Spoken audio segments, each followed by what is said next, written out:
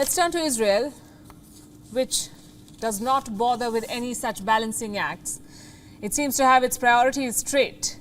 Topping the list is national security, and to secure that, Israel goes to any lengths.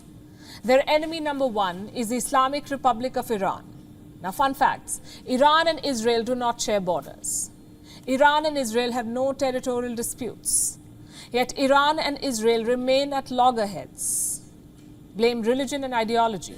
Iran opposes the very existence of Israel. It says Israel has illegally occupied Palestinian land. They've exchanged multiple threats over the years and some fire too.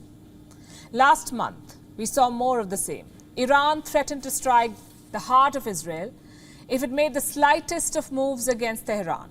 And these were the exact words of Ibrahim Raisi, the Iranian president. Do you know what's Israel's response? They're planning to practice a military strike on Iran. They will carry out drills, simulating strikes on the Iranian regime. And they're calling this exercise the Chariots of Fire. Reports say it will be the largest military drill in Israel's history. What does it hope to achieve? Three things. Number one, maintain a high level of readiness. Number two, improve Israel's military capabilities. And three, prepare for a multi-front and prolonged war on all its borders. Israel says this exercise was required because the threat from Iran is growing. The country's leadership, its military, its media, they've all been warning Israel of an impending war.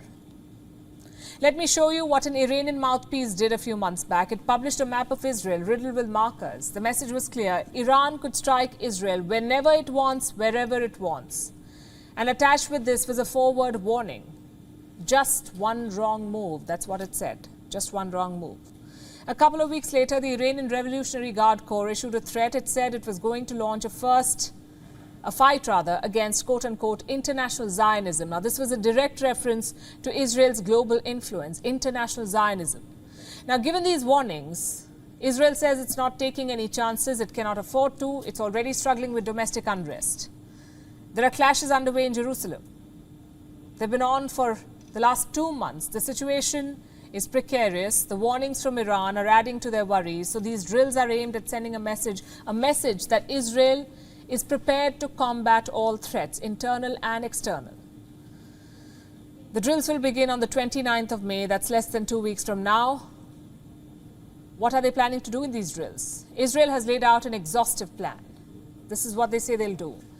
All units of Israel's defense forces will take part in the drills. They will focus on fighting along Israel's northern border, including a possible battle with the Iran-backed Hezbollah movement in Lebanon. A large number of Israeli fighter jets will also take part in the drill, and they will be provided with a stream of targets by Israel's target-generating intel unit.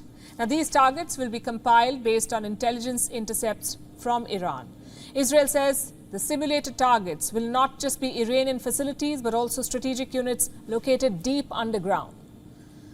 The U.S. Air Force will also help Israel refuel its fighter jets mid-air during these drills. So yes, America will participate in these drills, where Israel practices striking Iran. In fact, the chief of the U.S. Army Central Command is already in Israel to prepare for the drills. His name is General Michael Kurilla. He landed in Tel Aviv on Tuesday. Remember, this comes at a time when nuclear talks with Iran have hit a roadblock. Iranian officials have refused to curtail their missile program. The war in Ukraine has complicated things further. At a time like this, the U.S. will attend drills aimed at Iran. What kind of a message does this send? We understand Israel's fears.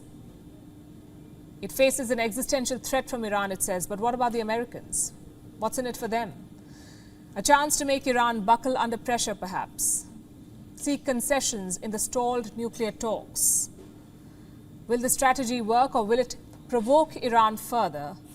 That is the question that's being debated.